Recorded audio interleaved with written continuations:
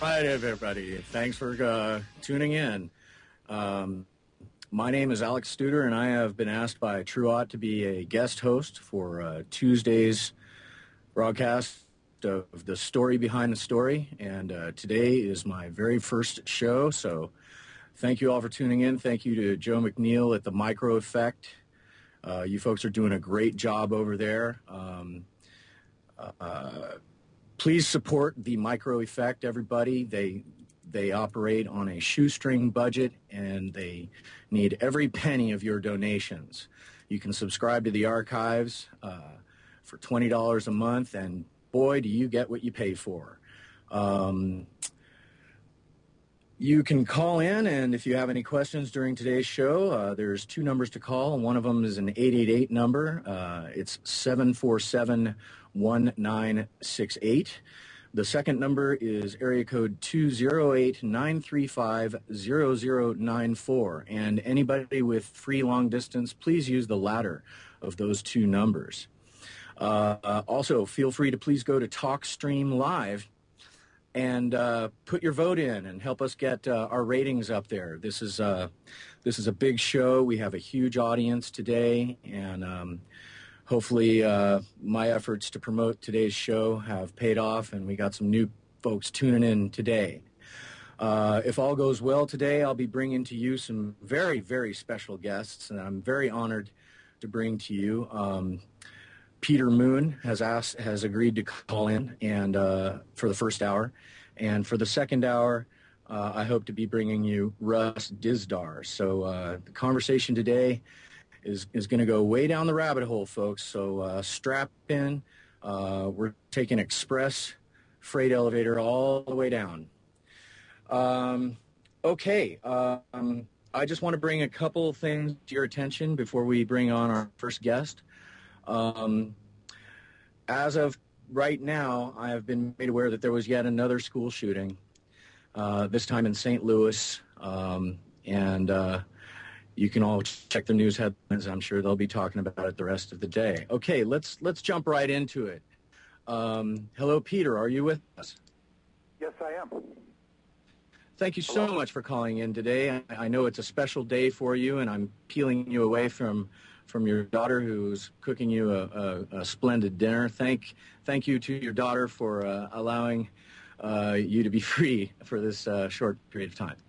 You know, and I might as well, since we're inconveniencing her, I might as well plug her. She's just this incredible musician, Noosa, and she's getting deals from all sorts of record companies that want to sign her. NOSA, you can find her on YouTube. She's really good.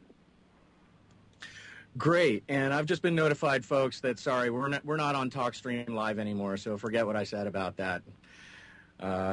So, Peter, thank you again for calling in, and for those who don't know, folks, Peter is the original co-author of the Montauk books with Preston Nichols, and he has a website called skybooks.usa.com where you can check out all the books that he has for offer there. The most recent are a series of books telling a story about some very, very interesting archaeological finds in the mountains of Romania. And Peter, I understand the fourth book in this series is about to be released. Is that correct? Yes, it's in its final proofreading stages. We're trying to get every typo out of it if that's possible. Spell check doesn't get them all, believe it or not. But, yes, it'll go to the printer in a few days, and it'll be ready about the end of February. Well, I sure am looking forward. I've read all three of the first, and, folks, these are incredible books. The first one is called Transylvanian Sunrise. The second one is called Transylvanian Moonrise. And the third is called Mystery of Egypt, the First Tunnel. Peter, would you mind, just for our listeners' benefit, just giving us a quick background into this story? I lost you. Are you there, Alex? Yeah, can you hear me now? I can hear you now. Okay, okay. Would you mind, for our listeners' benefit, please giving the backstory on what we're talking about here? Sure.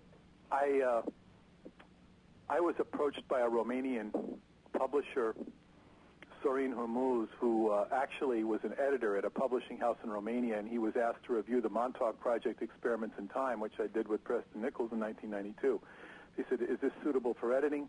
The publisher said, they said, "Look," gave it to Sorin. He says, "Yes, it's very good. You should publish it." He says, "No, I don't want to do it." And Sorin opened his own publishing house and published it. Then he was approached by a man on the internet, Radu Sinomar is how you say it in Romanian. And we would say Radu Sinomar in English, the way we pronounce it here. But he had this incredible story, and he says, "Would you like to publish my story?" Sorin says, "Yes." So they translated it into English for me and asked me if I wanted to do it. It sat on my desk for 4 years till I had time to read it, and it told this incredible story of a discovery in 2003 August that was actually opened up of a chamber beneath the Romanian Sphinx with the help of the American Pentagon. They had all the atomic laser technology to open up. It was very challenging to open. And they discovered, with many trials and tribulations, a holographic chamber that was ancient technology, deemed to be some 50,000 years old, that had holographic technology that would read out your DNA. You put your hand over the table, it would read out your DNA. The closer you put it to the table, the more microscopic would be the readout of the DNA. If you put your hand on another part of a table, it would show a star system and another life form with the planet of that star system it came from. If you put them over at the same time, it would hybridize those two forms. So you had a veritable Noah's Ark of information that was stored there by ancient civilizations. And then also in that tunnel, you had a projection hall, which was a viewing device which would show you the history of the world, but it would be tailored to your own mind and biology, so what you see is different than I see. And it would be a concentrated history, much like the History Channel, showing it in a short amount of time. And then there were 3 tunnels beyond that, what was called the projection hall, 3 tunnels that one went to Egypt, which becomes the subject of the 3rd book.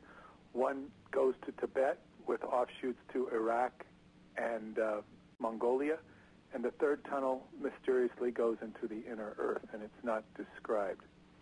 Although I'm getting some definite hits on that recently.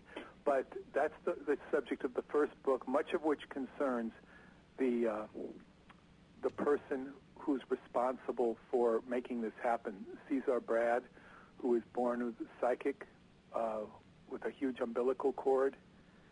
He comes to the attention of the Secret Services, and then he's tutored by a Chinese man who's on loan to the Romanians, Dr. Zen, and he creates the paranormal department for the Romanians. Now, I understand Cesar Brad is an alias. Obviously, we're not revealing his identity. And I remember also something about these finds, that they were built for some rather large beings, and that as they were being discovered, folks had to, like, climb up on ladders and stuff to get to them? That's correct. Of course, the giants didn't have to climb up on ladders. The human beings had to climb up on ladders to investigate them, or on a big stool, so to speak. So, yes, and of course, giant skeletons have been found in Romania. And they were actually shown on a Romanian TV show a few years ago, which was I've seen a few photographs of these things, yeah. Yes. So this is, there's a lot, I mean, this is a wild story I just passed, but there's a lot to corroborate it. In Book 2, Transylvanian Moonrise, begins with a lot of press articles corroborating the story. Sorin, who published the book, got a lot of mail from intelligence people in Romania, and I've met some of them myself who say, yes, this story is true, or this part of the story is true. They can't necessarily say the whole story is true because they only know bits and pieces. But the story is corroborated by people who are in the know. Many Romanians are ignorant, yet the book has been popular. Right. It's had a following.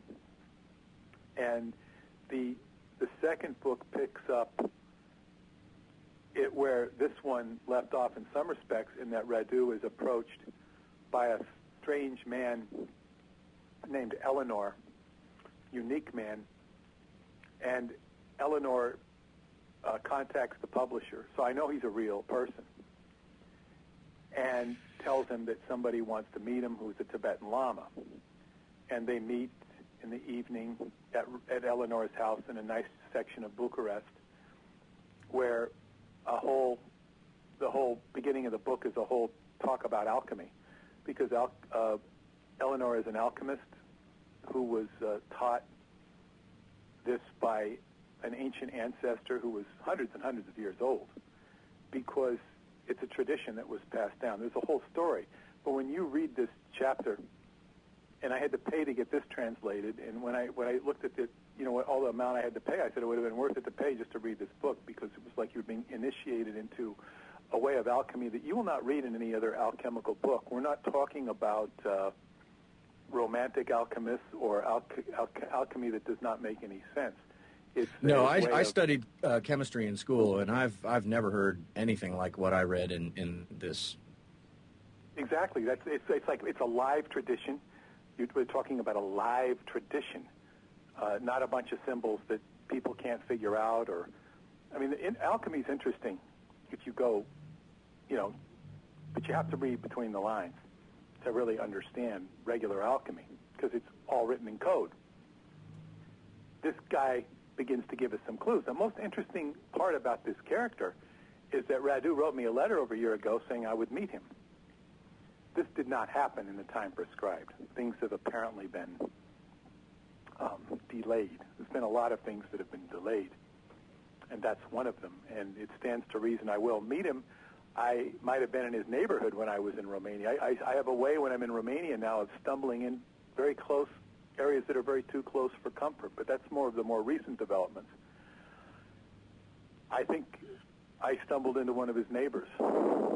But well, I told you I was able to send word through some friends of mine to apparently a neighbor to the location where you're talking about in your books, a very wealthy ex-professional tennis player who happens to own a lot of property there.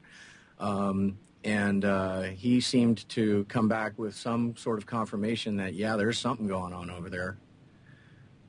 Well, that's interesting, because we had that conversation private, and is that you owed me an update on that? So I guess that's the update. Just that. Well, yeah, he apparently didn't want to talk too much about it, and may have laughingly cracked a couple jokes about it, but he apparently didn't deny it. And at the end of the day, he said, yeah, there's something going on. That's pretty much the gist of what I was told. Well, it's definitely a story with legs to it. It's, we can't tell what's true and what's not true because we don't have all the information. But I can give you, at this point, I can sort of break right into what's happening now, which has to do with the fourth book released. Before I do that, though, I'll just briefly summarize the third book very succinctly, The Mystery of Egypt. Oh, yeah, please do. That's about an exploration that Radu is invited in the third book. Well, I haven't even talked what the whole second book's about, but I'll get back to that. The third book is when they take a trip to Egypt through the third tunnel in very high-tech.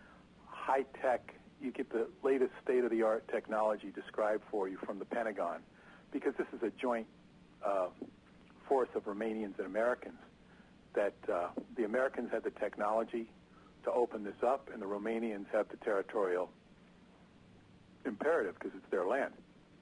So they basically take a trip to Egypt underneath the Giza Plateau, where they find an ancient but modern-looking time travel device, which both Caesar and Radu experiment with. And that's the whole story. They also find they're actually there to pick up a library of sort of discs. I guess they're slate-looking, but they're sort of like what we would call a CD but they're not like our CD, and they have a holographic readout, and they have to take these back, and they have hours and hours on each one. They take as many as they can back, so they're going to go back to the United States and watch them all. So it would take, it would take all of your not your sixth grade class, but your sixth grade, entire sixth grade. Not the 30 people you might have had in your school, but everybody, or whatever room it is, 100 people to watch all these things and watch all of them to get quite an impressive library. I understand was discovered there. The same thing. So that's what the Americans were supposedly working on. So there's a lot of things we don't know, and that stuff is not elaborated on. It is an interesting story. And then, of course, the fourth book, which is about to be released, is about, it's called The Secret Parchment, 5 Tibetan Initiation Techniques. And this is a follow-up of the second book, because Radu is at that alchemist's house to meet the Lama. And when he meets the Lama is basically there to take him to Tibet via Transylvania. And it's a space-time translation. And they go into the mountains. Eleanor goes with them, and a giant character called a Yidam, which is a 7-foot-high being that's created in a San Mandela ritual, Tibet. Now, this stuff sounds science fiction-y, it sounds fantastic, but this is very much in the tradition of Tibet. If you look up Yidam, Y-A-D-A-M, in the Wikipedia, you'll get a lot of information on a Yidam. It won't necessarily be exactly what you'll read in this book, because this book is dealing with a lot of live traditions, a lot of stuff that shows up in conventional history or Wikipedia. And it's not completely divergent from what Wikipedia says either, but it's you're dealing with people who know, people with a live tradition, which is much different than the canned version you'll get in a university, or, as they say, in an encyclopedia, which Wikipedia attempts to be. So Wikipedia. Yeah, well, that's a whole different subject. But anyway, right. Not irrelevant. But so they go to Tibet, and where Radu meets this blue goddess, Mashande, who gives him this manuscript. And it's a manuscript that was like some 700 years old. It was written by a Tibetan Lama for the future. And she gives it to him. And as she's a blue goddess, she's could best be described as a resident of Shambhala. She's a Dakini, a goddess, a Tantrika. And she's beautiful. And she's not really completely of this world, but it's kind of a... And you're not kidding when you call her a blue goddess. She's actually like blue-skinned, right? Yes, and she's very well described, with the nape of her neck being very dark blue and certain parts being blue, and her eyes being green with the whites yellow. Because the blue race, I've written a lot about the blue race in my other books, the Montauk Book of the Living, The Black Sun, and there isn't a lot of evidence to demonstrate there's an ancient Rh-negative blue race that is underneath this, in the inner earth of this planet. And is this where we get the term blue blood from? Exactly. The nobility calls themselves blue blood, although it gets very distorted. That could be a whole other subject and a whole other talk in itself. But what's wonderful about my work is the places that I go to become, the themes pop up again, the same themes pop up again in different contexts. And that is a corroboration of the earlier work that I've done. So the fact that she's blue, I mean, I didn't write this story. I didn't make up this story. Radu is the one giving it to us. And you're providing the American English translation and providing us the venue with which we can obtain this story. So thank you very much for all your efforts. From my own personal point of view, I'm, again, very excited for this fourth book to come out. Yes, and I've been put in a very unique position in order to do this, and it wouldn't. And what's happening now wouldn't happen without the help of Dr. David Anderson, the time travel scientist, who's supposed to be coming out with a website in December. He even wrote to me during the storm, the great storm in the Northeast, and said, I'm going to release a website. Would you like to promote anything on it? And I said yes, and he's going to do it in early December. I suggested he wait till the 21st, which he thought was a great idea, and I haven't seen him come out yet. But he's going to come out sooner or later with his website, and he, brought me to Romania, introduced me to certain people who are still my friends to this day, very close friends, and I will go back and liaise with them and talk to them, and they've sent me on journeys. They say, hey, go here, go there.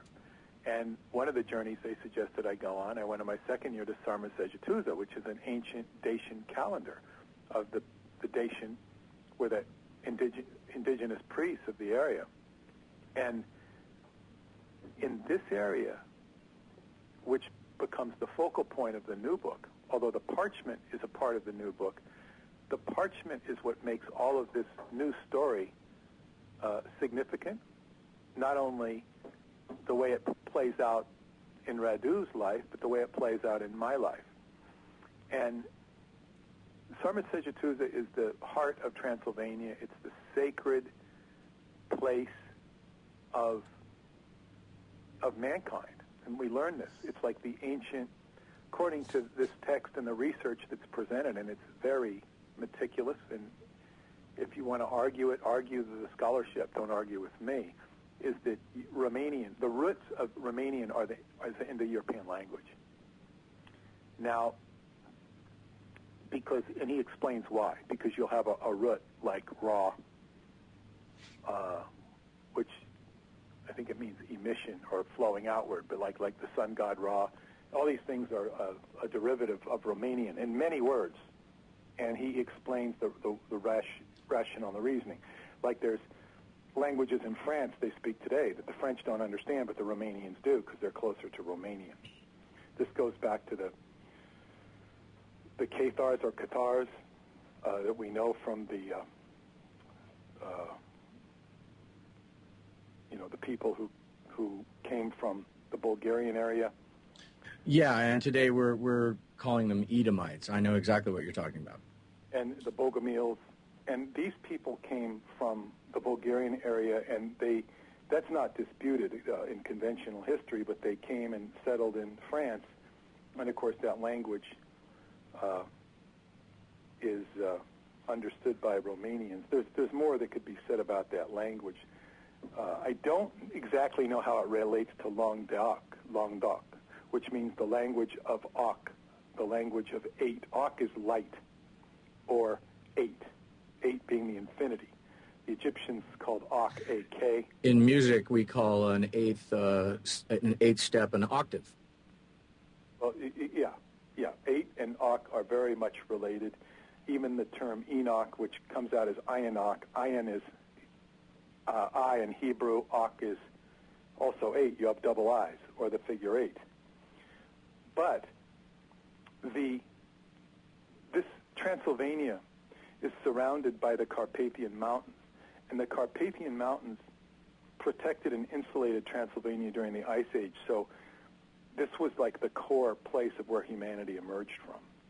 The gold from Egypt has been traced to come from this area. And as the book explains, and this is Caesar talking, Radu relaying it, and then me having a translator translate it and then editing it, is that history has misdirected everybody from this because politicians have agendas, and these agendas go way back into the Austrian-Hungarian Empire. They go back and back and back. So, well, I could only imagine that these types of stories are among the most protected, and they fear greatly that the public may actually begin to embrace them and do their research. Exactly. So What's astonishing about this book, now I had it translated. I pushed my translator in Romania, a delightful girl who I got to meet this summer. But she's been very loyal and very dedicated to my work. In fact, it started with her saying, "Why don't you put your e-books in English? Which we do have e-books now, so we can read them." I said, "Why do you want to read them? Why do you want to read them in English? You can already read them in Romanian." She says, "A lot of people like the books in English better. They're clear," which I thought was kind of funny. But because the Romanians understand English, a lot of them do. So it's very challenging to walk around that country if you don't have a Romanian with you, although many of them do understand English. Certainly the ones I traffic with do. So anyway, I had it translated before I left for Romania, because I go to Romania every summer now. And I gave a copy to Jeanette Crowley, who was doing a tour to Romania. And we had over 40 people going with us. And Jeanette is a delightful channel who has a worldwide following. She's an incredible lady. And she had a message. So she picked up on the tunnel psychically when she was there. Any relation to Alistair? She's not.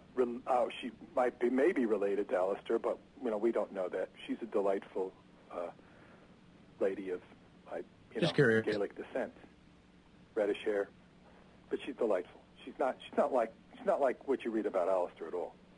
But I would hope not. But she's a spirit medium.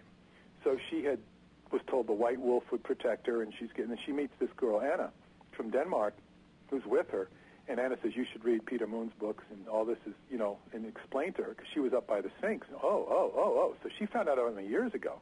Called me a couple years back and said, "Would you like to come? Would you like to go with me? I would like to take you," and so yeah, we arranged this. It finally happened last summer.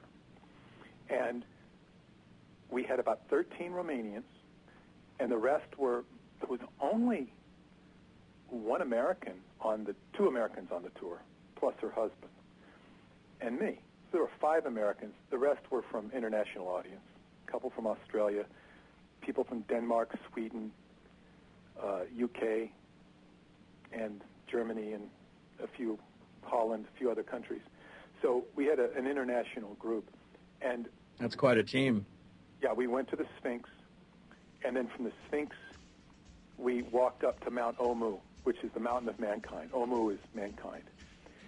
And that was a trip. It was rainy. It was rugged. Okay, Peter, hold on. I hear the bumper music coming up, so we're going to go on break right now. Folks, this is the story behind the story. You're listening to Peter Moon. I'm a special host for Tuesday, Alex Studer. Sit back, enjoy these commercials. We'll be right back in just a minute. Thanks for listening. All right, everybody. Thanks for joining us. This is the second half hour with special guest Peter Moon on the story behind the story. My name's Alex. I'm guest hosting on Tuesdays. Today's my first day. Truott has other obligations on Tuesdays and Wednesdays, and in lieu of those obligations, he decided he was either going to pre-record or invite some guest hosts. He invited me, and I said yes, and here I am. I invited Peter Moon to join us, and today we're way down the rabbit hole. So strap on down, and we're going to take the express freight elevator all the way down the rabbit hole. Today we're talking about some very interesting archaeological finds underneath the mountains of Romania. And Peter, I'm sorry to have interrupted you as the bumper came on there. Would you please continue with what you were saying? Well, I was just mentioning that we had some 40-plus group of Romanians and international crowd going to Mount Omu, which is an incredible place. It's a place of the ancient priesthood of the Dacians used to frequent this area. There's a YouTube for those who want to see a trip to Mount Omu and the Sphinx, which is about a 7-minute synopsis of some of the salient points of the story I've been talking about, but it shows some of the visuals on sort of a home movie. You get to see the Sphinx, and you get to see very interesting thing that Cosmin, our tour guide, our Romanian tour guide who speaks impeccable English, he pointed out to us that one of his friends had seen is that this whole area where the Sphinx is and Mount Omu, if you were to go up in a helicopter over the area, you would see a face in the topography of the area. He pointed out a topographical map, which he showed us. I put it up on YouTube. Very interesting. And folks, if you want to see this YouTube video, I've posted that on my blog, which is called labvirus.com. Please go there and check out the video that we're talking about right now. Yes, it's a trip to Mount Omu and the Sphinx. And so basically what you have, and you see this in all parts through Bulgaria and Romania, you'll see parts of the land, the terra forma, it appears like a figure. And it's puzzling because this is where the sacred sites are traditionally around these areas.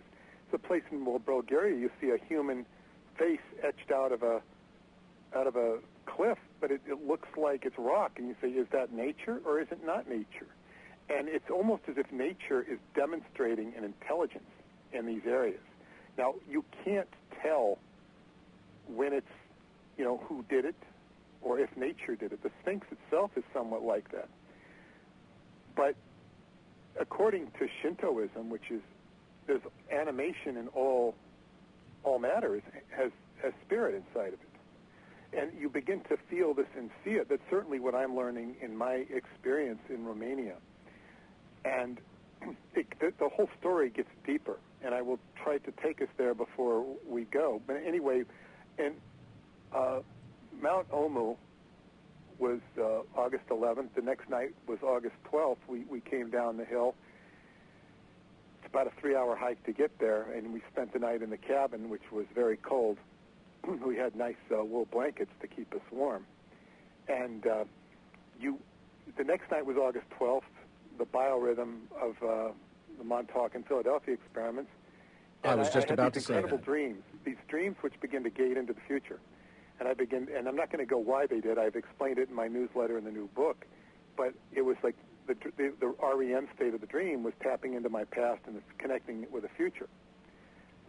Basically, through the name Chrissy, a girl I knew in school named Chrissy. I didn't figure it all out till I got home. But that was one of the things. There were many other elements, including politics, because I ended up meeting a major Romanian politician as a result of all this, who I informed about all this. He had not heard of it because his wife was on the journey with me, and we became close friends. So, and we had some special experiences together. So anyway, as I say, I was getting too close to comfort for certain areas. So anyway, when we left there, we went to Transylvania, which is a whole day's ride up in a bus. We had a modern bus. And where we were going was Sarmisegetuza, the capital of the ancient Dacians with the calendar, the ancient calendar and all the sacred site, which is where a lot of tourists go. Now, in this area, according to the new book, Secret Parchment, there's a much more highly secure and much more important area than the incredible chamber I told you about in the Sphinx. And this is called the Golden Throne, because in 1990 there was a Professor Constantine, according to the book, who was supervising digs, because after communism fell, they were digging up all this a lot of interest. Romanians are interested in their history. So him and one of the sons of the construction workers, who was also a construction worker, the son stumbled upon a chamber when he was putting his stuff away. He stumbled upon it, he looked in it, and then he looked in this chamber, went into another one, and then he found he was in a whole underground cavern. That was, obviously, there was a civilization that had contoured it. And they went deeper and deeper and deeper. And I'll save all the details. And everybody else had gone home to stay. And he had some Polaroids. About 8 of them came out, which are not in the book. These are highly secure, in the highly secure files of the Romanian intelligence. It's some of the most secure files in the country. They rotate their location. They're so secure. So anyway, what it is they discover tunnels of pure gold. Pure What? gold. In geology, pure gold does not happen. You'll have gold that might be a big piece of gold is the size of your hand. That's huge. Maybe the size of a ruler. But not much bigger than that. It's very rare. So this is like miles of gold. And this is an ancient Romanian legend of a gold mountain. Now this gold, the reason it's so secure is that gold would enough to tilt the whole balance of power just on the sheer economy of it. And Sounds like it. Had they released this information and reported it, which the professor reported it to his intelligence service contacts, who immediately came and saw it, investigated it. One person, the construction guy, was lost. He went down into a hole, which was ostensibly a vortex to another world because they saw another planet. They were surrounded by these golden thrones. It's pure gold, and there were a bed with hieroglyphics on it, which they translated. They weren't Egyptian hieroglyphics. They were an unknown language, but they were able to figure out pretty much what some of it said. And it translated as Io Chronos. Chronos is, of course, time. And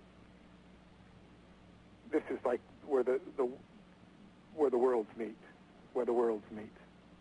And it's like some huge nexus point of consciousness and the Earth. And when the Romanian intelligence officers who came they ended up in a car crash and they died. The file they had with the photographs that Professor Constantine took were in the car, so those ended up going to Department Zero with Caesar. But he interviewed the professor. He got there late and interviewed the professor because it wasn't in Department Zero's territory. It was Romanian intelligence service, and it was a big hush-hush put on it. Because, as they say, if it got out to other worlds, they would have been invaded, just for the gold alone. Russia was just out of communism. They could have come in with their tanks. Who knows what could have happened? The Americans have already staked out the similar gold finds in Bulgaria. So there would have been a lot of territorial issues. Anyway, it was kept secret, and there's apparently a vortex to another world. And Caesar is no longer in Department Zero. And I know this mostly from my personal letters with Radu. He's called an ambassador to the inner Earth. It's my opinion that Radu accessed the civilization that's down there, which I consider to be active, and is kind of swept into another world. Now, all this becomes very interesting because anybody who reads this book as is, including most of the Romanians, are not going to really get it. They're not going to really get what's happening here. I mean, they can believe the story or not believe the story, but there's something else taking place here. So I'm with Jeanette Crowley and her group of people, and we're not going to Sarmisegetusa the first day. We're walking to a place called White Faces, which was the last holdout of the Dacians when the Roman Empire came in to conquer them. And we're on our way up there, and we have a special tour guide. And, of course, I had met Chrissy appeared in my dreams. So this girl, her parents owned the hotel, and she was the only one that spoke English. So I developed this friendship with her, and that's Chrissy. So my mind knew I was going to meet Chrissy, or Christina. And she's friends with this tour guide, and he takes us, and we're walking on our way to White Faces, and we stop by this farm, and we all sit down on this grassy knoll, and he points to me and he says, "This is the Valley of the Golden Throne." And I said, "You mean the stuff that's in Radu's fourth book?" He goes, "Yes." Now, this area is not the exact area of how to get. It was lost to the Americans and Romanians. The intelligence service covered it up with dirt from a cement mixer, cement and dirt, and they couldn't find it because the Romanians died. So they couldn't find it. And this is the status when the book ends. So here I am stumbling upon, not to the exact location, but to the valley. And this tour guide is telling me, this special man is telling me, he says, yes, he says, you can go there, but only with the permission of the spirits. He says, I can't guarantee you'll get in the cave. I said, can we go back next year, ask permission of spirits? He goes, he smiles, yes. But it's like I stumbled upon this. He knew Professor Constantine, which is like, what's my chances of meeting somebody who's going to know Professor Constantine? That's kind of how I feel about knowing you, Peter. Well, yeah, I just read about him in a book a couple months earlier that I pressed to have translated. I had Jeanette read it, and here we are, boom. And I said, I would have jumped off to this valley, except that I couldn't go because, we had an agenda, and I wasn't going to go running off from the group. That would have been extremely unprofessional. So that's how I met Christina, actually. I went to her to get more information to come back. And Christina, she says, oh, people come here because they read your books. Now, I didn't even know this hotel existed. It's like very obscure. And it's modern. It had, wireless. But when you get into Transylvania, it's this part of Transylvania, it's like you're out in the sticks. I mean, there's 2,000 or 3,000 people around this town, but it's like they have natural honey. They make their own honey, the blueberries. Everything's natural. It's beautiful. It's unspoiled. Prince Charles has put up homes in Transylvania, and he's lobbying to be the next king of Romania, to abdicate England. And this was on the press over there. I've written about this in the new book. He says he has a more legitimate claim to than King Michael, who's about to die. He is from the same stock as King Michael. So he sees the importance of this area. This is the most political hotspot in the world, Transylvania, which is where we all come from. It doesn't matter if you're black or white or whatever. So the incredible news is there was this woman on the tour with us, Vonda Osmond. She runs Joy Travel. She organizes some of Jeanette's tours. She did not organize this one, and she wants to go back, and she's organizing a tour with me for the summer. Joy Travel, if anybody wants to go. Vonda, V, like Wanda with a V, Vonda Osmond. And she wants to go back to this valley with me. And I want to go. We're going to go. We're going to go. There's people that want to go with us. It's an experience. And I don't expect to get into the Golden Tunnels. I mean, maybe I will, but that's not what I'm asking for. You ask the Spirit's permission, you go. I would expect great synchronicity because by coincidence, the time we're going is this August 12th general time period. The 10th to the 14th is the biorhythm. The Egyptians recognized it as the birthday of Isis. Now it's known as the Dog Days of August, or when Sirius is direct. And this is the great biorhythm of the Philadelphia and Montauk projects. I will be there at the time. 2013, according to Montauk lore, was the big time, was the big thing. So I don't know what... Well, we got some big things happening for sure. I don't know. And this is, in our last, 10 minutes, I hope that you can shed some light on your interpretation of where we're headed, because I know you have a particularly unique insight into that. I will say where we're headed, in my opinion. But so what happened is when we get back to Bucharest, as I say, I had this special experience with this woman in this cave. We found there was a couple of caves we went in, and we had a very special experience, which I write about in the book and in my newsletter. And Jeanette does a seminar on the weekend when we get back with mostly different people. And she asked me to come to the Sunday seminar and do give a talk. And I do. And then afterwards we go out to dinner at this Italian restaurant that one of the people that came wanted to take us out to dinner. And this woman, my friend, she brings her husband, and he's like a major politician in Romania. And I'm able to introduce him to some of my other friends in Romania. He's like very high level. He said, I never heard of this. How could I not hear this? He says, I belong to a writer's club. How could I not hear this? And I said, well, yeah, I don't know. So I told him all about David Anderson and he was very interested. So I penetrated an area of the government that didn't know about this, who's very high level. He could probably run for president himself. And it's like, and I also figured out that these people must live in Eleanor's neighborhood because she was a celebrity in Romania. I didn't know that when I met her. And so it's like Romania is a small country compared to America. You can get lost in 300 million people in America. Romania, we're not. It's comparatively small. It's got millions. Bucharest has got 3 million people, but still, that's a small town compared to New York City. And I'm in that area, so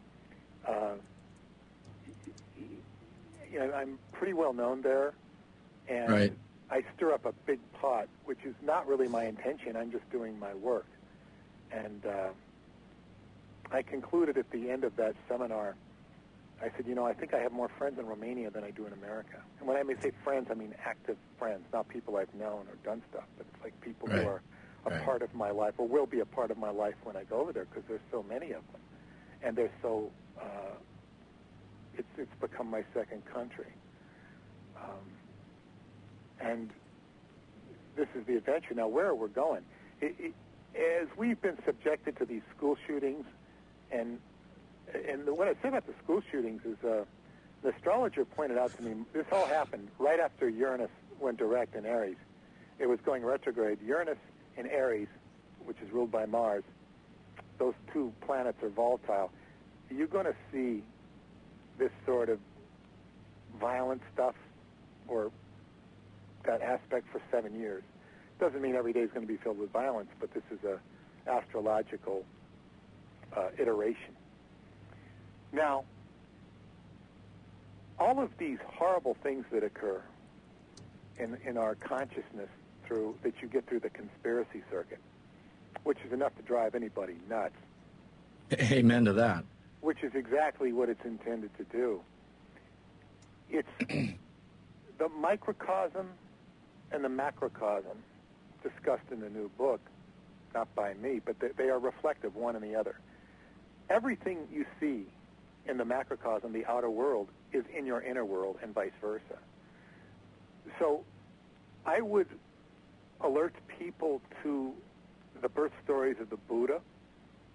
They were called the Jataka tales, but they're not that available. I don't know if they're on the internet, but those featured stories of the Buddha where they would come up and say, Buddha, there's chemtrails, there's school shootings.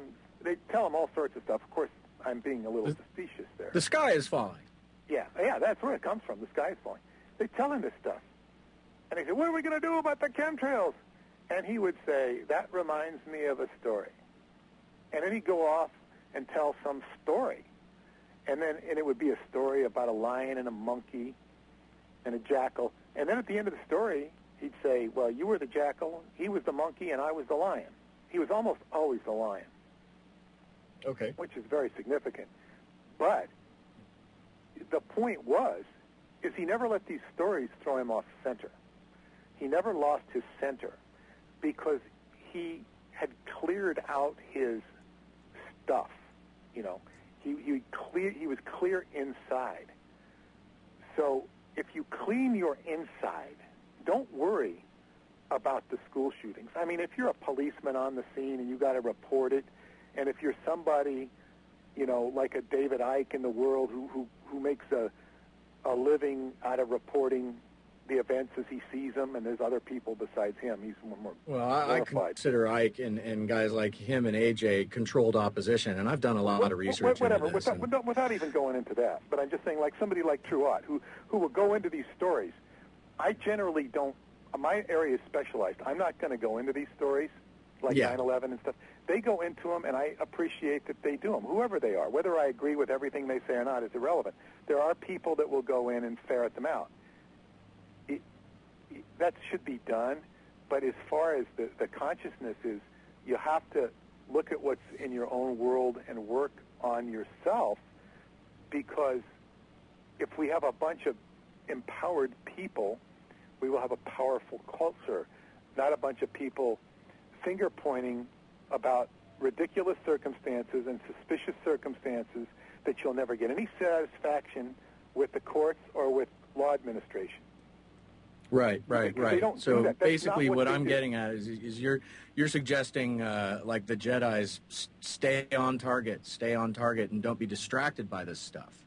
Yes, law enforcement may have a role to play in your life if you need a restraining order on somebody, if you need to call the police because something's happening, if somebody's being, messed with next door and they come to help your neighbor, the police have a role. But their role is not to tackle some of these more dreaded evils that, come up into the consciousness. They're not going to do it. It's not what they're there for. They might even enable it because of the way politics works.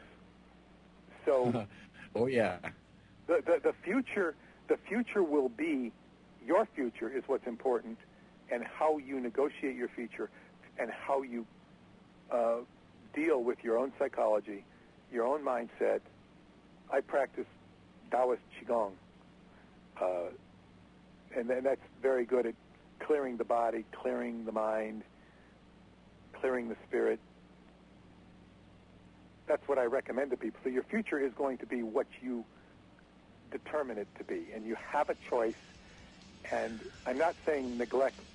All right, Peter, we gotta end the show. I'm hearing the bumper again, folks. Okay. Please go to skybooksusa.com for more on what we're talking about. Thank you, Peter, for joining us.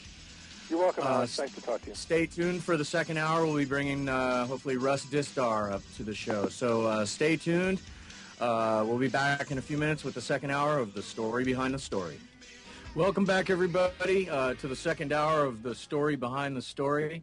My name is Alex. I'm a guest host on Tuesdays now. I am the author of a blog called labvirus.com. True and I have been friends for a couple years now. Thank you, Peter Moon, for joining us for the first hour. Today's second hour, we will be bringing to you a very special guest, someone that I've never spoken with before. His name is Russ Dizdar, and he has a website called shatterthedarkness.net. Hello, Russ. Are you with us? Alex, we're here. Great to be with you. Glad to meet you for the first time.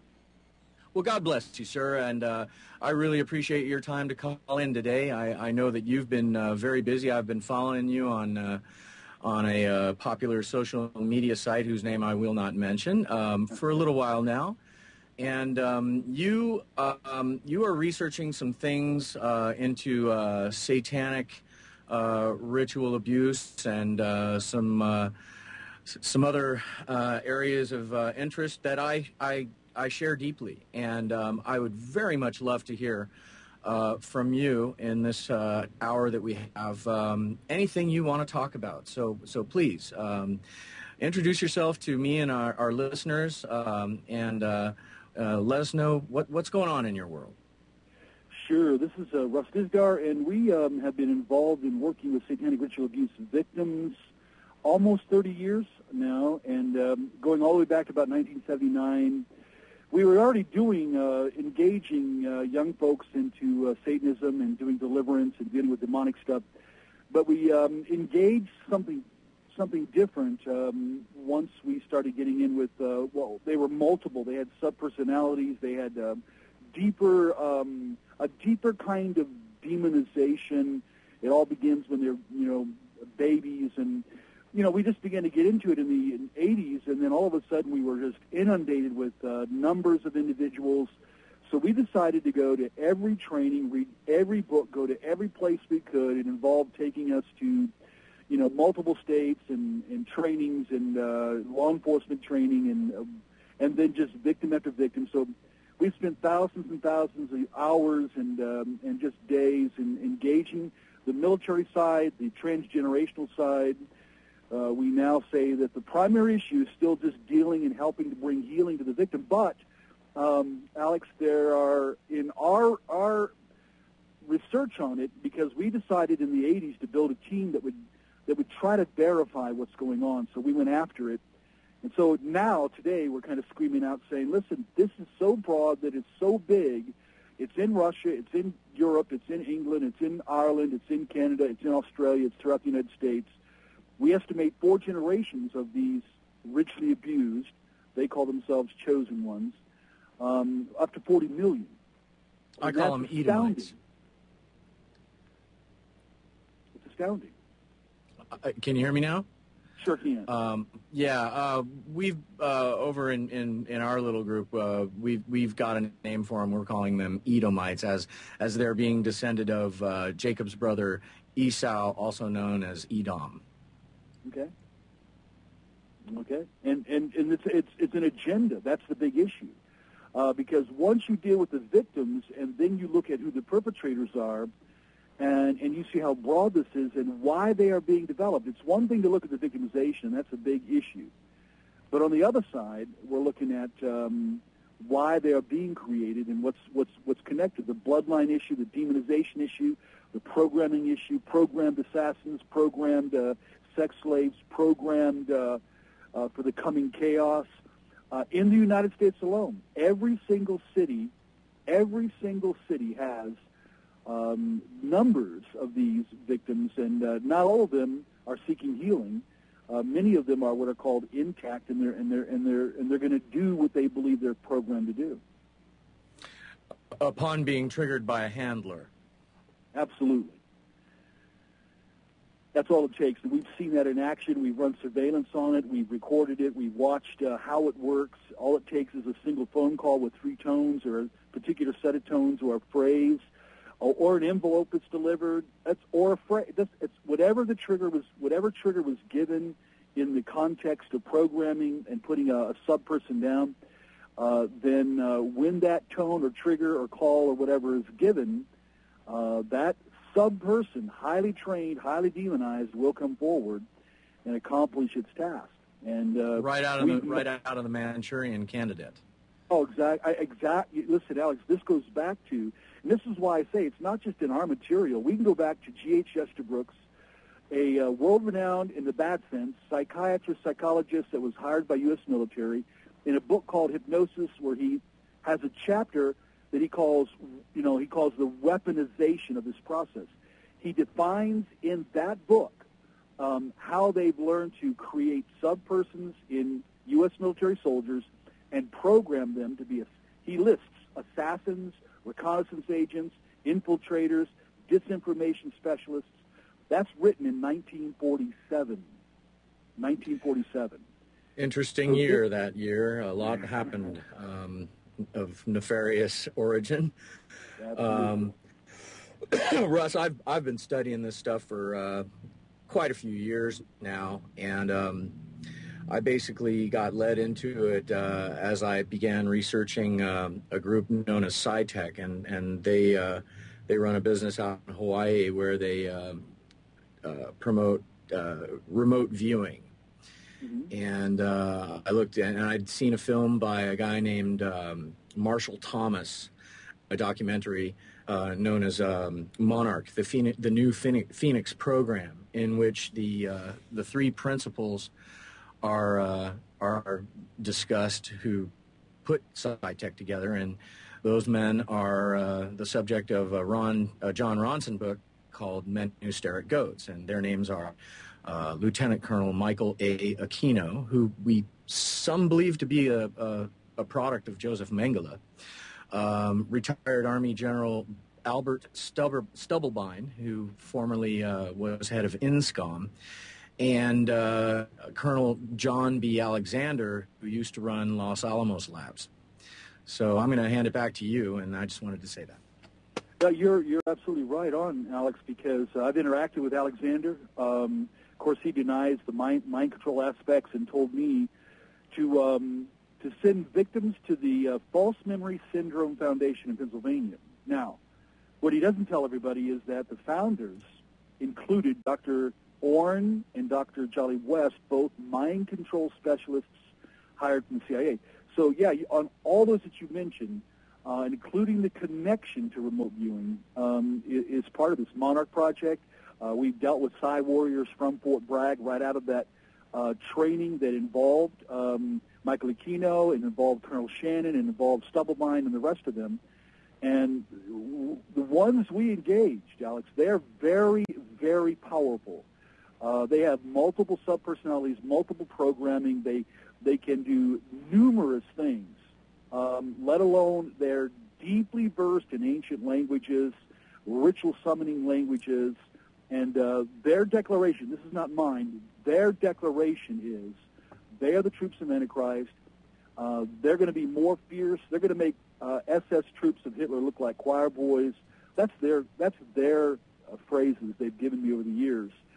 So you've mentioned some of they're the older guys, but most of them are still out there.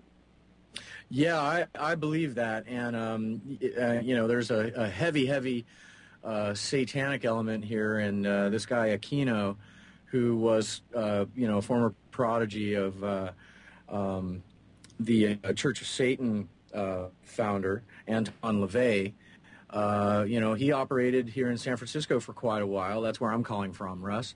And today he's apparently a high, if not the highest-ranking guy in the NSA. But he's also a high priest, so he says, of his self-made, very highly satanic group known as the Temple of Set. And I've been studying them for quite a while as well. And there's a lot of child murder, torture, all of this stuff that's used in ritual abuse programming. He's been charged with a lot of things, and he's never been convicted because of his high security clearances. Absolutely. And if anybody reads some of the paperwork that he's done, he's written on high-level weaponry, mind control topics. He's an expert in the field. Tom Wedge, one of our trainers, met him head-on a television program years ago, face-to-face. Pretty upset with the guy. So, yeah, part of their secrecy, Alex, is the physical side of the secrecy is their ability to program. I mean, that's why in the sexual abuse issues, when they have program parts and they put them down, then the main little kid or the main person is amnesic, doesn't know, doesn't remember offhand. It's hard to track. They're experts in covering it, and then they have that dark side presence that they rely on to keep them hidden. Not that they cannot be engaged, but it takes individuals that are going to believe it and go after it and pray and seek to find the victims. Again, look at the numbers of victims. And Michael Aquino is very familiar with this issue of Monarch or the creating of the subpersons and programming and all the rest. Very familiar with that. So is the military, and they have for a long time, all the way back to Sidney Gottlieb, all the way back to the Nazis, all the way back to Lebensborn, the birthing breeding centers in Germany. It's all about a master race, a superhuman, a Superman, a Uberman, and yet it leaves both boys and girls. We're down to the fourth generation. We're dealing now with 7- and 8-year-olds that have subpersons and demonization, and their mothers are, and the great-grandmother in the 60s, is one of the first generations. So it's vast, it's big, and I'm glad that you're doing this on the subject, because every city in the United States, every psych ward, every place, multiple. Well, I came to a very harsh realization, Russ, that I'm almost certain that some of my own family have fallen into this trap, and part of my difficulty to this very day, I'm the black sheep. I'm ostracized. They hang up when I call, and they're all rich, and I'm completely broke. I'm out here struggling. I get all these accusations from Edomite disinfo agents that I'm COINTELPRO. Well, hey, prove it. Where's my paycheck? I'm broke. I'm completely unemployed, folks. I'm doing this because I care, and I have a couple brain cells between my ears. Okay, that's a lot more than I can say for a lot of folks out there. But I concluded only within the last couple of years that I'm pretty certain that at a very early age they determined me to be bucking their programming agenda. And they took measures to attempt to correct that, and it just made my life more and more and more difficult as I grew older.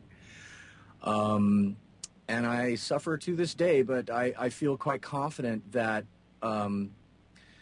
I did not submit to their programming at any level. I may have gotten enraged and acted out in frustration, not knowing what was going on. But yeah, I've been the scapegoat for my family for a real long time.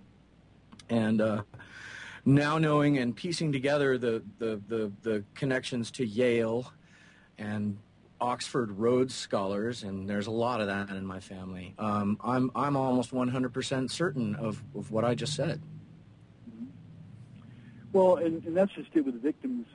We have, the fact of concerning victims, there's so many. They've been coming. I mean, what do we do in the psych wards and counseling centers? Because I've dealt with skeptics on the subject. I've dealt with folks that said, well, it's not really out there, it doesn't really exist.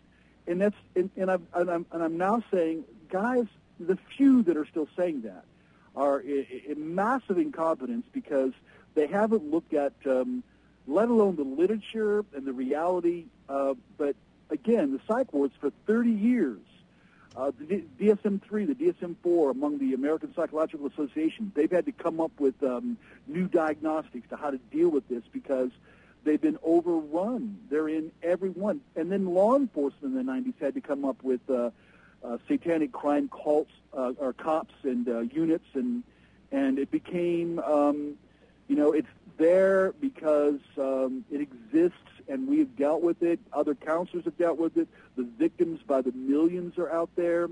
And so we have to say, okay, are tens of thousands, hundreds of thousands of people showing up at psych wards, subjecting themselves to all the counseling and even in some cases shock treatment and drugs and everything else because they want to claim that they have, sub-personalities, that they're multiple. That would be insane in my view. And so I look at the skeptics that deal with this, and when I read like the FBI Lanning that wrote about it because he said there wasn't any because he made phone calls from his office. That was his research. The book Satanic Panic out that's been put out. Again, the incompetence of their ability to deal with this, especially because in the psychological world, they helped create it. Their own leaders, I mean, they're listed in detail, and some of their main folks have been a part of the development of this process. But the reality is, they can try to cover it up, Alex. It's everywhere. The victims are there. Churches now have been dealing with it for over 25 years. What do you do when it's not just demonization? When there's other elements involved? When they know how to do really strange rituals and use languages, and when they talk about the plot, why are they in Europe? Why are they in England? Why are they in Russia? Why are they in Canada? So this is the issue that I'm really pushing folks to look into and think through, not just one or two victims here or there, but a multi-continental, multinational development of this, and it's headed in one direction. Wow. Well, we have a name for them. We call them. I'm friends with guys like Bill Deagle and Truott, obviously, who I understand you're friends with True, right? You guys. We've been on right? with True before, sure. Okay, yeah, we call them TDEs for transdimensional entities, and our understanding is that I call them critters. These critters basically exist in a fourth dimension outside of ours where they can pretty much see and observe everything that we're doing, but we don't see them. And it costs them energy to manifest in this denser third dimension, which they can do for short periods, but they actually prefer to just try to continue severing our pineal gland connection to our soul energy, the silver cord as it's called, so that they can possess and operate us. And, this is analogous to why they call alcohol spirits, because, when you black out, you've basically become possessed and they get to be human and act out a little bit. And when it's done, you have no memory of it.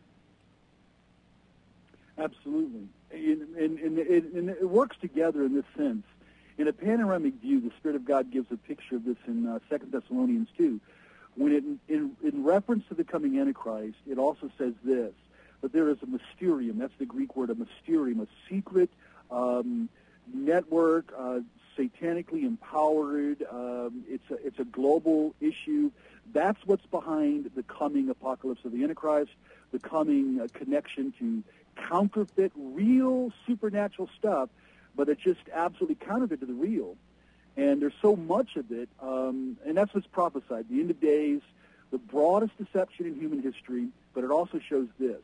It will lead to the greatest destruction in human history, too. And this is why there's an urgency right now, because we're all seeing the signs. We're all feeling it in the air. We all, people have been, in the last 10 years now, I see more people going after it, studying it, becoming aware, which is great. But that hasn't stopped the agenda. I mean, there is an agenda, and it is operative and moving forward.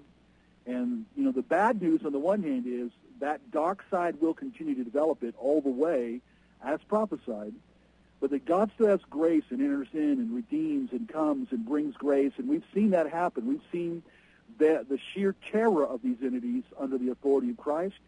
We've seen, engage with hundreds of engagements like that with them over the years. Well, and I don't think we're done seeing them being engaged in such manners either.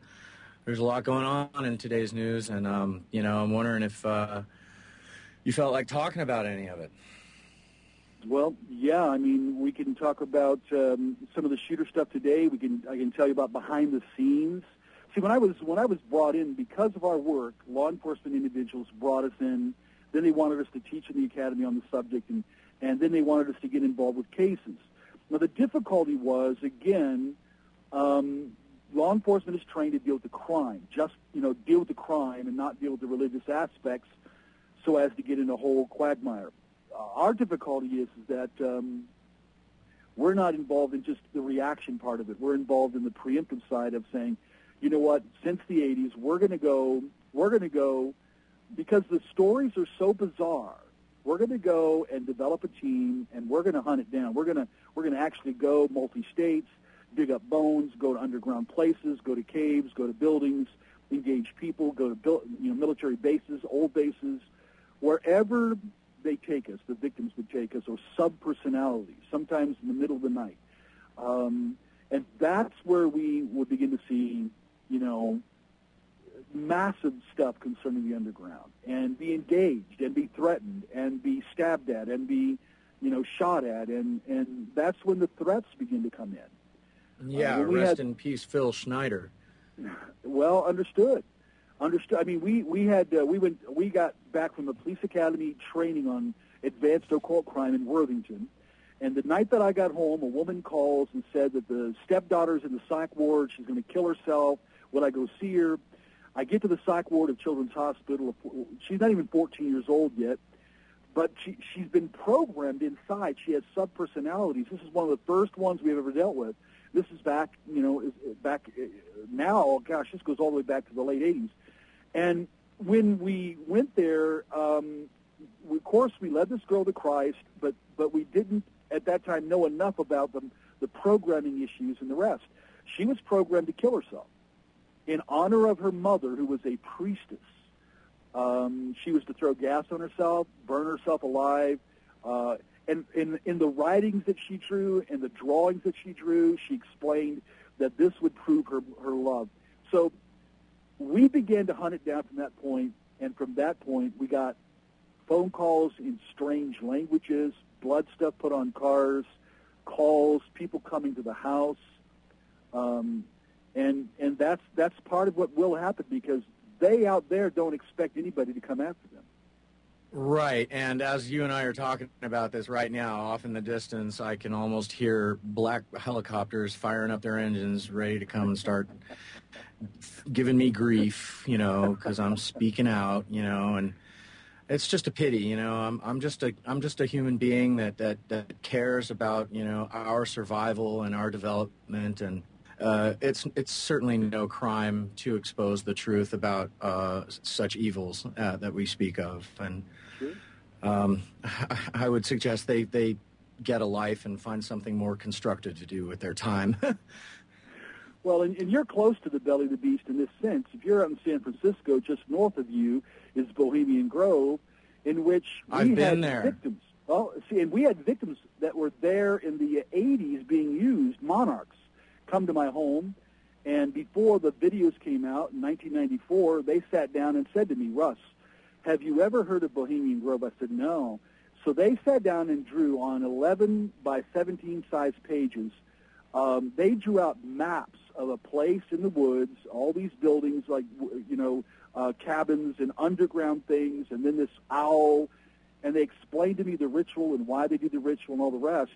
So I was stunned when somebody ran in my office and brought me Jones's first video thing, and people began to see pictures. So yeah, well, I have a lot to say about that and AJ. I consider him completely controlled opposition, but I can shed some insight from my experiences. For darn near 15 years, these guys had me go into their club here in the city and often to events up at the Grove, trying to get me to become a member. I'm a pro musician. I'm a singer. I'm an audio engineer.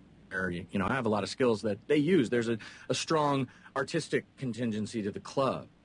So I've had plenty of time to observe what the inside looks like, and straight off the bat, I can tell you that owl, that's not Moloch. Moloch is a bull.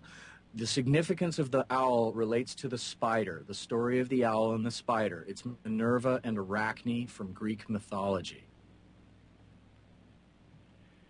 Well, it's interesting that, and we're going to be out your way this July in Sacramento, the conference in Sacramento. Tom Dunn is setting up, from Prayer Watch, he's setting up a conference for us to do out there. And it may just be that some folks, I know that folks are plotting and planning to go there in July to do some stuff against it and bring more exposure. Right.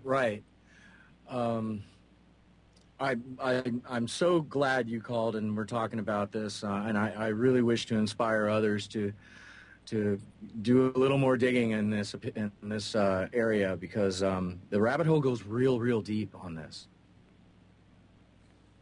It really does. It goes deep because I don't believe that Bohemian Grove just stands alone. I believe places that we've engaged as far as Palatine, Italy, and as far as the Black Forest, Himmler's Hall of the Dead. In the United States, there's other high places just like that. Ravenswood, Ravens Tower, some of the places that are called the Abbeys. So it takes, again, there's a big picture of this in Ezekiel chapter 8 where in the city of God nobody knew. An underground Luciferic, serpent-worshipping group was hidden deep in the cavern. Nobody knew it until God took the prophet Ezekiel. And he was a good prophet. He just didn't know.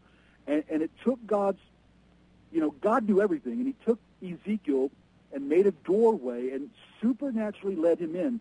And I suggest folks to maybe check that out there in Ezekiel 8 because this is nothing new. It's what's been going on, in the underground side of things. So there's an ultimate agenda and an ultimate goal behind it, but it's very similar to that. And it does take superior, supernatural hand to help break into it and exposure as possible. Well, let's hope we can get to that point. Russ, I hope we can dig a little deeper in our second half coming up. We got a commercial break right ahead of us. Once again, folks, this is the story behind the story. I'm talking with guest Russ Dizdar, and your site is it's called shatterthedarkness.net. Am I correct? Absolutely correct. Thank you. And you also do some podcasting and broadcasts. And how can people listen to your show? Well, if they go to let's answer that on the other side. Here comes the bumper music. So, folks, this is the Micro Effect. This is the story behind the story. My name's Alex. I'm guest hosting on Tuesdays. Sit back for a commercial break. We'll be right back with the second and final segment of the show with guest Russ Dizdar. We'll be right back. And welcome back to the final segment of the story behind the story. I am your guest host, Alex. I'm going to be doing Tuesdays. This is my first show. And so far, wow, we've really squeezed a lot into what we've been doing so far. The call-in number is 888-747-1968. If you have a question for either me or my guest Russ Dizdar, you can do so within the last 30 minutes that we are together. Now, Russ, I was just asking you how people can listen to your podcast that goes way deep down the rabbit hole on things we've been talking about. How can people find you? They can. There's a contact information there on the site, shatterthedarkness.net. The email address, shattermailbox@yahoo.com. And there's a snail mail also if they hit the contact tab. And there's also hundreds of hours of training to help dig into this. It's all free. It's on the website we put out in training sessions. We just decided all the training we did to others locally, we just put it all on the web to give it out. And so that would be helpful for those who really want to dig in on this stuff with satanic ritual abuse. There's a 30-hour training course called The Black Awakening. That's based on the book. And it's actually like a 10, 12-week course that we put into those to that session. And it's absolutely free for anybody who wants that on where did this all come from, how broad is it, how do they do this, why do they do this. And there's even a 27-hour training on how to help victims of this stuff and help get them out, let alone, nail down perpetrators and what to do about it. Well, goodness, I'll be the first one to log in and start downloading that stuff when we're done. That's fantastic that you provide such a resource, because it's going to be real handy in days going forward. Well, now, I think that what we've seen over the last years is that we're seeing as bad as what we've seen. Like today, there's 2 more shootings, one in Kentucky and one in St. Louis. Maybe not on the same level as Sandy Hook, but we're going to see. The sad thing is, we're going to see more of this as never before. It's not going to get better as much as we want that. It is going to get worse. Yeah, I've been saying that for a long time, and I knew Sandy hoax, as I'm calling it, was coming. And, today we had another incident, and we're not done in that regard. This is all planned, staged PSYOP activity to provide pretext with which they're going to attempt to take our guns away, and they're right on the course of doing that right now. All the airwaves are filled with anti-gun discussions. The interesting thing that I find right now is the latest revelation that they're going to put mental screening in as part of the process by which people can obtain firearms. What's your opinion on that?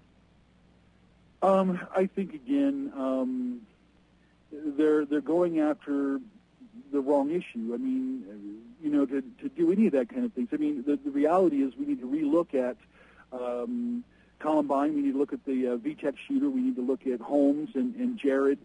See, now I can't say because I haven't seen them face to face, and I can't use our diagnostics in dealing with them. But in seeing Holmes and Jared, they fit the picture of sub-programming, and they fit the picture of all of this. And now when subparts go down, how do you interrogate that? And so the answer, take away weapons, do this kind of, mental testing. What are we going to do? Genetic testing next? I mean, how controlled will it become? And will that stop what they don't know? I mean, this is the problem. And this is why I've seen on television FBI profilers and psychologists come on television and say, well, Jared or Holmes, their answer was they just snapped. They went crazy. That is not the answer. A crazy person no, certainly not. had help from the outside, was extremely proficient in what they did, plotted this out to the T. Even, I'm just saying, this is why we have to, the title of the story behind the story. We need to go underneath and look at this, because some of this is staged and some of it is being used, and that's the kind of Luciferic picture of they create the chaos, they create the panic to which then they get their means of control, and that's the ultimate issue. And it's prophesied. Yeah, this process we call Hegelian dialectic. I'm sorry to interrupt you. Sure. Hegelian dialectic, which is problem, reaction, solution, synthesis, anti-synthesis, thesis, antithesis, synthesis. Sure. And I mean, this is why, and we look at it on the conspiracy side, and we know that there is a shadow system out there. But it goes beyond that even, Alex. It goes to the spiritual. The other side is where it's conceived and developed and it's brought about. That's that radical evil that is coming out across the board and is predicted to manifest itself in the worst globalist political, economic, militaristic system in human history. Jesus talked about this as being something off the charts of human history. Matthew 24, that it's nothing like anything that has happened in the past. So we can't equate it with the past. It's not like, well, it's going to be like the Nazis again. No, it's going to be 1,000 times worse than the Nazis. And that's the prediction, and this is why we need to be able to say, look at this, because on the one hand, here's what I see, and I'm dealing with a heavy-duty skeptic guy. I'm dealing, on the other hand, with a guy that I think is part of the system, unleashing disinformation, trying to deny all this stuff exists. All one has to do is just simply say, hey, this is, let me just read what this person just put up. It says, do you entertain and encourage the fantasies of individuals who claim to be abducted by aliens, those who think long-dead loved one will still be alive? Now, this is an individual from a college out west in your state. And they're part of the Masonic stuff. They're part of many other things. But it's amazing to me that they would interact. They don't know what to do with the victims. They don't know what to do with. What do you do with the victims in the psych wards and the counseling centers that are estimated by the secular agencies at being at least 2.4 million? Some go as high as 10 million. And that's the ones that are breaking down. The ones that are capable, well, that's some of what's happening in the shooter. And this is nothing compared to what's to come. And what do we do with the satanic rituals that we find? And what do we do? See, most have never seen crime scene photos of satanic rituals. Law enforcement is just simply not going to put those out. I've seen hundreds of them. What one human being or what a group of individuals dedicated to dark powers, what they can do to another human being is, I think God said it in Ezekiel 8. It is detestable. It is, I don't know a strong enough word. It is an outrage of what occurs. So I couldn't agree with you more, and it breaks my heart to know that these things happen and with such proliferation. God bless you for what you're doing, and let's keep talking. We got another about 18 minutes to go here. Absolutely. We can dig into the history of it. We can dig into local rituals and some of the stories that we've engaged here, or we can whatever else you want, Alex. Take your pick. The floor is all yours. I'm all yours at this point. I'm just amazed. I even have you there. This is great. Again, thanks for calling in. Sure. Absolutely.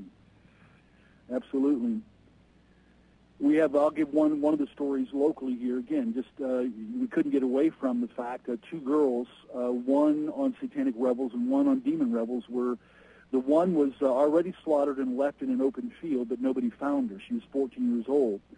The other was 17 years old, and on August 4th was found utterly desecrated and left in a field. We engaged the person, one of these folks that were intact, highly committed to the dark side, knew how to do rituals, and we engaged him. We engaged law enforcement.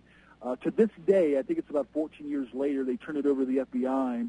They have not nailed down this person, the two girls, in rituals that involve really horrific sexual ritual, blood ritual cutting, and then death. Again, all for the raising of dark powers, presence, energies, and then for them to receive that energy and empowerment. It's It's amazing, again, what the dark side does to lead people to do this. And that's one case of many. We have a girl in this local area, of course, long dead, same thing, only her hands were cut off and have never been found. That occurred in a September date, 2 days before what is called the Hands of Glory ritual, in which the hands are to be removed, certain herbs are to be packed into them and then buried for a while, and then once they're petrified, they're put on a satanic altar. They're considered they're considered to be charged and have power. The practitioners believe that it gives them a supernatural invisibility, a protection from law enforcement and others. And a woman had to experience the horrific torture and slaughter of her life for their goal of having powers of invisibility. I mean, this is part of what these rituals are. And it's hard to explain them on the public air sometimes, Alex, because what we've seen on the slides and what I've dealt with in the victimizations, it is astounding. Well, I couldn't agree with you more again. And what I hear is it's very similar to something that I've studied over the last couple of years, relating to some of the men that I mentioned earlier. A practice known as psionics. Now, do you know what that is? You talking about psionics as far as like Psytech and so forth? Yeah, it's kind of like when you talk about this invisibility power, and I've heard that certain people like the Pindar and Sure. Some of these other high level satanic creeps can literally just sort of zap in and out of space and move around real super quick, like no one's ever seen. I don't know how true that is. I've only heard stories, but I don't doubt anything anymore as being a possibility, considering the amazing revelations that I've uncovered and continue to, so. Well, I have a book here in my library called Psionics. A man that wrote the book, he interacts with me on one of my late night shows quite often.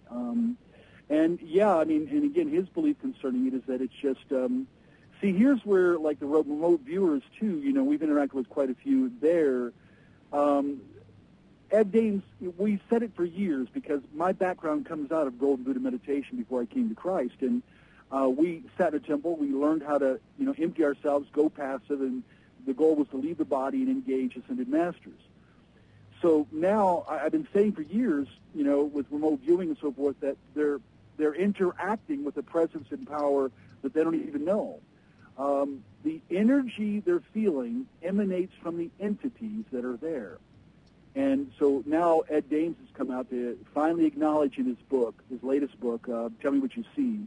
In the beginning and the end, he acknowledges clearly that they get their ability from what is used to be called the Akashic Records, or the Hall of Records, or a realm out there. The Bible calls that realm in Romans or in Ephesians 6, where wicked forces, where Cosmocrator and Arche and these spiritual entities are there coordinating on a global scale. And so he's admitted that's where they get the ability. That's what they go passive for that interaction to tap into them and give them the ability to do what they do.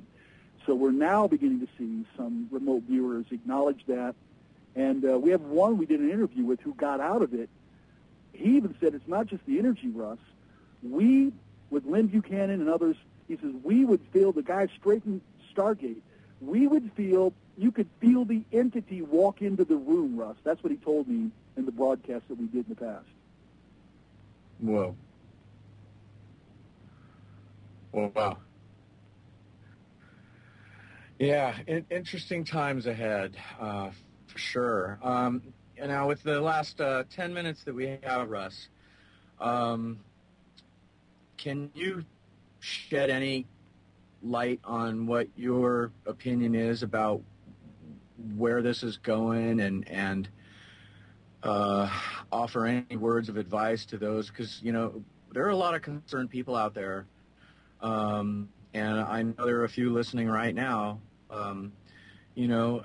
seeking answers and, something to cling on to in the form of any good news whatsoever. And I'm finding it challenging to help in that area. Do you have anything that can be said? Well, I think this. In our research on biblical prophecy becomes number one as the cutting-edge information to us.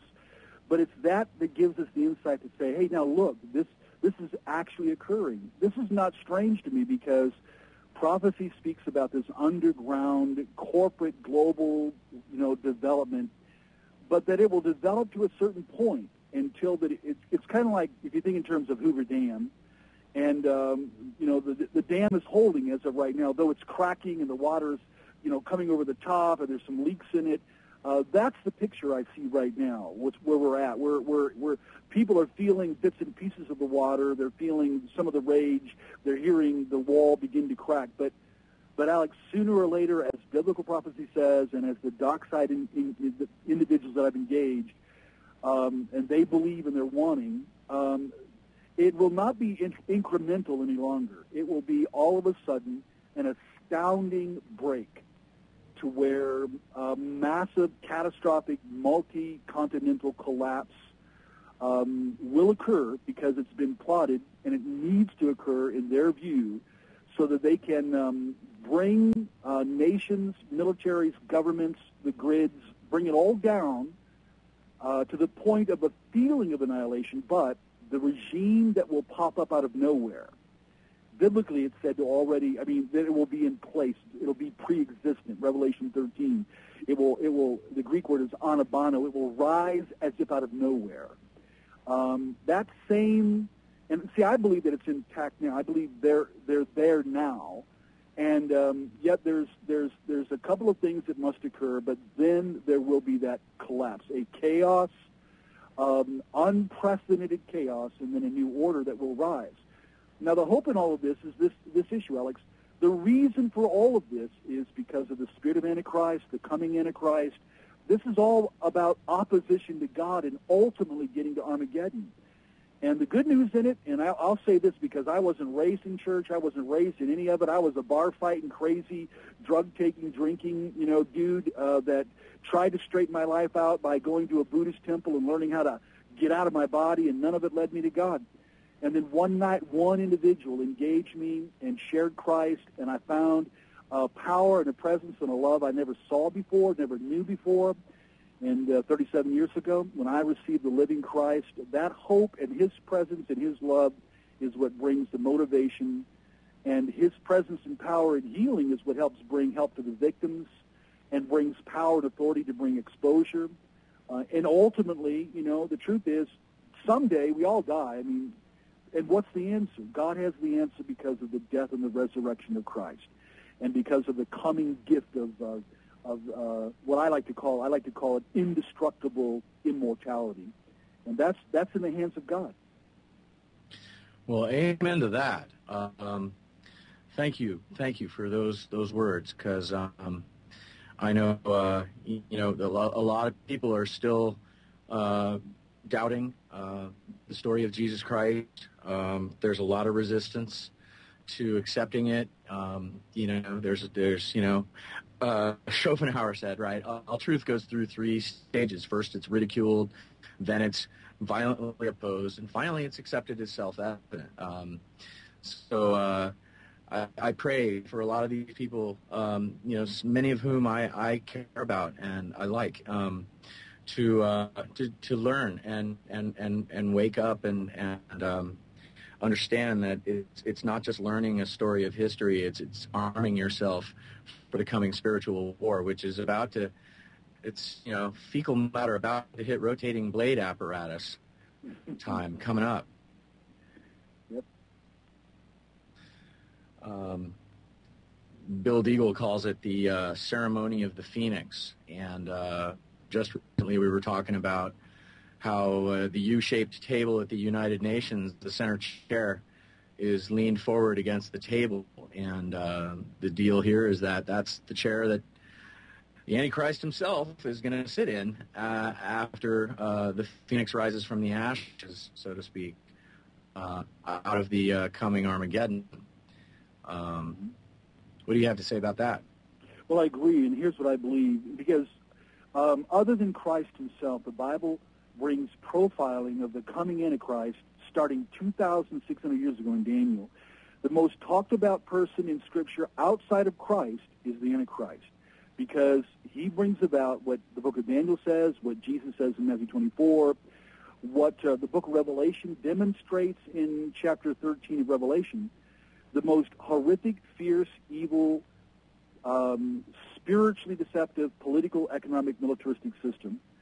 And because of it, it will bring the deaths of billions and almost extinction level to the environment. That presence. Now, the greatest deception, and here's what I believe. I believe he's alive. I believe he hasn't had the apocalypse, his unveiling, but I believe he's out there and the system's out there, and that's how close we are. I agree with you 100%. Not sure if he's popped his head up and is cruising around among us, but I've had some suspicions about a few people and continue to wonder to this very day, could it be that guy? Time will tell. And speaking of time, we only got about 3 minutes left, 4 minutes perhaps. Is there anything else you'd like to say in closing? Well, just, Alex, thank you. Blessings to you and to True, and just for all that do listen now and later. The greatest news in the world, the most astounding event is Christ the cross. That's the physics of God to take care of the problem of our heart, our own lives, eternity. It is his love and presence and healing and salvation that will change us forever. And God loves us. He wants us. He's reaching out. The other side of that story is God will have his day in dealing with the perpetrators, and ultimately this radical evil and all of this that we hate, that we know is destruction to humanity, and that we as humans can't end it ourselves. The good news is God will end this when the Prince of Peace, Christ, returns, and a new day dawns. That's the new day that God brings to us. And so that's the joy that we have in looking for that. And again, blessings, Alex. Thank you so much for allowing me to be on. You too, Russ. God bless. And it's my understanding, that Satan knows this too. And basically, he's on his way out. And at the end of the day, he loses. And he knows that as well. And he's basically just going postal on his way out, trying to take as many of us with him as he can. And folks, if you don't get tight with Jesus Christ, Yeshua, real quick, you're going to find yourself left out in the cold, and you're going to have a bad time. Thank you, Russ. God bless you. I look forward to continuing, discussions with you, and I'll be tuning into your show. And folks, again, Russ's website is shatterthedarkness.net. All right, folks, thanks again. We'll see you next week. This has been a great show. Until next time, this is the story behind the story. Signing off. Take care.